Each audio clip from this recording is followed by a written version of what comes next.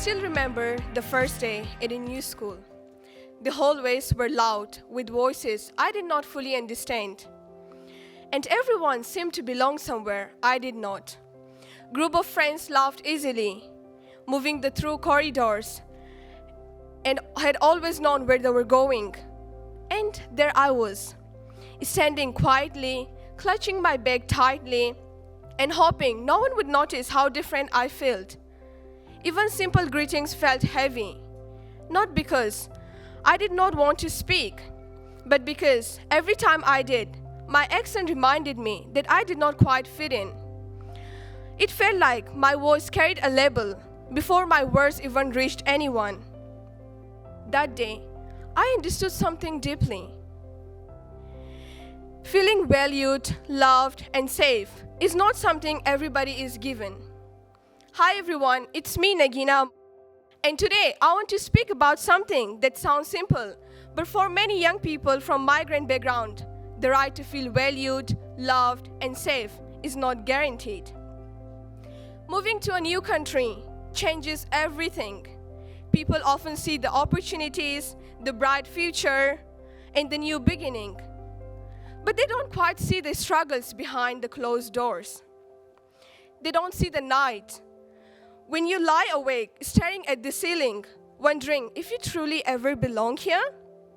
Nights where sleep felt impossible and my mind was filled with questions that felt bigger than me. What if I fail? What if I can't keep up with everyone else? What if I disappoint my parents who sacrificed every single thing just to bring us here? Those nightmares where I imagined myself falling behind, failing classes, and becoming the person I was always scared of being. And the hardest part was that during the day, no one could see any of it. From the outside, I was just a student trying to adjust, but inside, the fear of not fitting in was killing me. I grew up carrying two worlds inside me. One was the world brought by my parents, shaped by survival, sacrifice, and hope.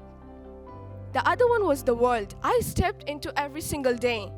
Classrooms, systems where I was often unseen, misunderstood, and quietly asked to explain who I was. Being from a migrant background means you arrive with responsibilities many children are never asked to carry. At a young age, I learned how to translate not just language, but emotions. I translated confusions into confidence when my parents were unsure how things worked here. I translated fear into calm, where we were unsure about everything and we were unfamiliar with the things around us. I translated loss into gratitude because we were always told to be grateful for the things we had, and we were grateful, deeply grateful. But gratitude should never replace safety, and silence should never replace belonging. For a long time, I believed safety means being invisible. If I did not speak too loudly, ask too many questions, or take too much space, then maybe I would finally feel safe and fit in. But over time, I realized something important. Safety is not about shrinking yourself just to make others feel comfortable. For many young people from migrant background, feeling valued can feel conditional. We're valued when we succeed academically, when we prove that we're resilient, and when we overcome challenges and never complain. But what happens when the pressure becomes too heavy? Love, for many of us, looks different too. Our families love deeply, but often silently. Love is shown through sacrifice, through long working hours, and through parents who push themselves every single day so they can give all the opportunities to their children that they never had. That love is real and powerful. But young people also need space outside the home where care is visible, spoken, and unconditional. We need schools where accents are not seen as barriers, but as stories. And where cultural identity is not something we hide, but something we celebrate.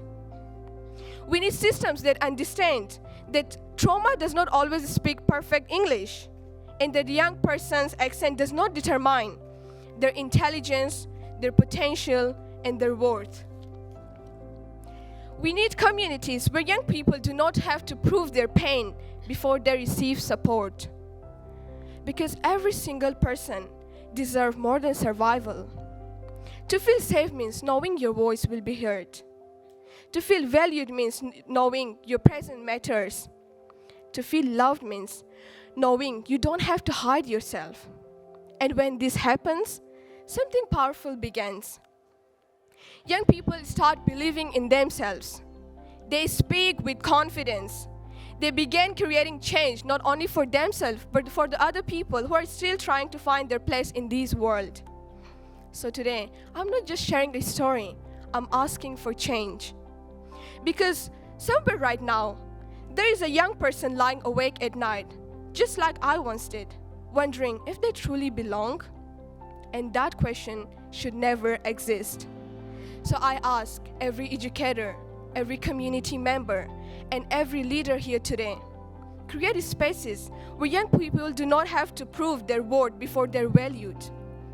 Because when young people are valued, loved, and safe, they don't just survive. They rise, they lead, and they change the world. Thank you.